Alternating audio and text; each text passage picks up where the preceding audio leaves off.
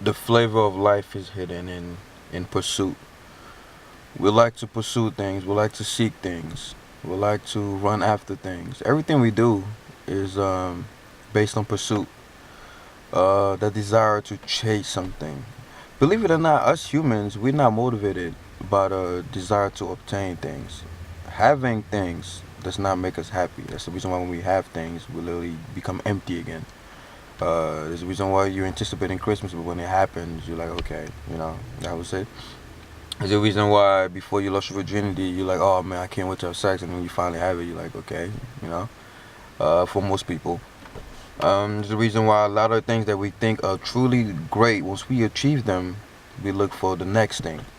Why is that? There's a reason why men will chase a woman for a long time, and then when they finally have her, they begin to act like idiots, and look for another girl that probably looks less than the one they're with right now.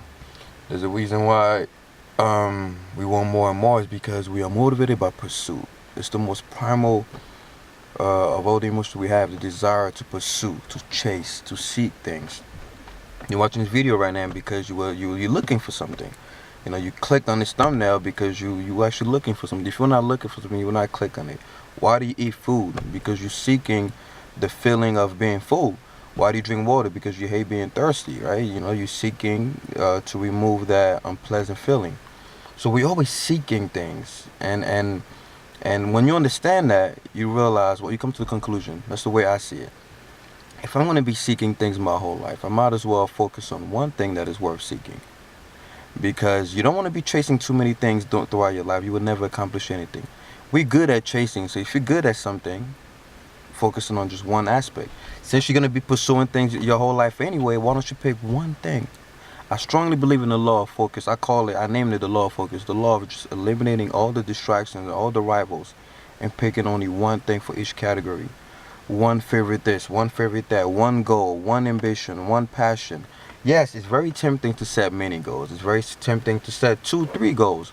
But I said in one of my videos, the reason why you have not accomplished Monday's goal is because you set a goal on Wednesday and today's Friday.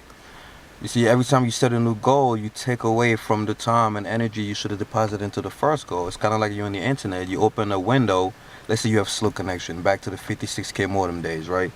Unless you were broke at one point, you never know what I'm talking about. But let's say you're surfing the internet and you open a new window, and then a new window, and a new window. Usually what happens is your internet connection slows down because all the bandwidth or whatever that was focused on the first window is now distributed among the other windows. You could apply that to chasing goals in life. If you're chasing too many goals, then you're going to take away energy and focus from that first goal. Don't be a jack of all trades and master of none, like they say. If I throw 10 quarters in the air and you try to catch all of them at the same time, chances are you might end up with nothing. Because when you grab one, you're like, oh, I want this other one. And you drop this one to catch the other one. Grab one. And once you grab one and master one, move on to the next one. Remember, I like sharing that quote of Bruce Lee when he said, I do not fear the man who knows 100 different kicks, but I fear the man who practiced one kick 100 times. There's a lot of wisdom in that. Learn how to just seek one thing. We as humans like to pursue one thing. If I meet you in the street and I ask you, what is your quest? What is your quest? What is your adventure? Because we like adventures, we like journeys, we like exploring, we like chasing, like I said. So that's what the topic of this video is. But if I ask you, what is your quest? And you think, that's a sign right there as you're watching this video that you're not on track. You're not on track in your life. You're going left and right in circles, and you be on earth for 80 years and you won't accomplish anything because you're just chasing this. And then when you get it, you let go and I want this, or I want that, I want this. Focus on one thing. So as you're watching the video right now, I'm asking you this question. Here's the test. Here's the ultimate test. What is your quest? What are you seeking? What is the one thing that you're chasing? If you have to think before answering that question, that's a sign that you are not on track. And your job when you finish watching the video is to get back on track. So the next time I see you and I ask you this question, you'll be able to answer within a split second. My quest is this. I'm seeking this. Me, for example, you ask me what is my quest. Well, when I meet people, what do I see? When I meet people, the first thing I always think about is the pain they're going through. Even if the person is smiling, because I know everybody out there, especially if you're watching this video, everyone out there is seeking for something. When you're seeking for something, you have pain. I don't care what it is you're seeking for, you have some kind of pain. That's the reason why you're seeking something.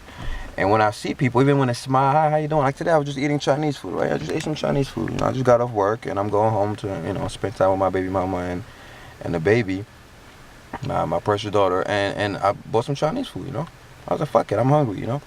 And the lady that was taking my order, this little Chinese lady, and she was like, hi, how you doing? Took my order, and she's smiling because that's the job, that's what she has to do.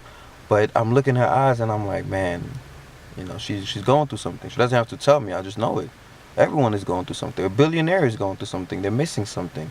They're out of place. And I was like, man, I wish I could like help, because she has no clue that I'm even thinking about this. She's just giving me my food and going on to the next customer. She doesn't know there's people out there who care about her pain, and I wish they could help. So that's my quest. You guys, if you've been following me for a long time, my quest is I hate powerlessness, because you all know the turning point in my life was when one of my closest friends passed away when I first came to America, and he taught me how to play basketball and learn English, a whole bunch of shit.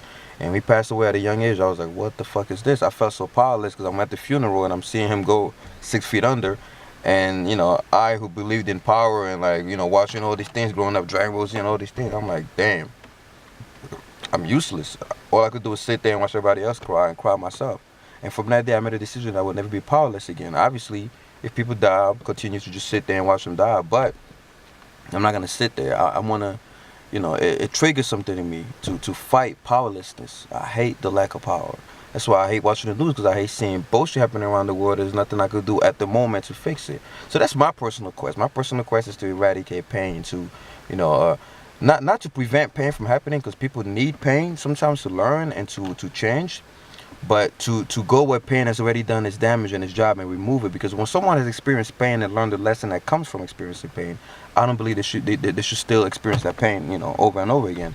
I feel like once pain has done its job and taught you a lesson, it needs to be removed. But people have pain for years and no one is helping them. It's not being removed. No one is comforting them. I want to be that person that's gonna remove it. But obviously it's a big goal, because you can't solve every problem in the world, as people say. But fuck it, you know.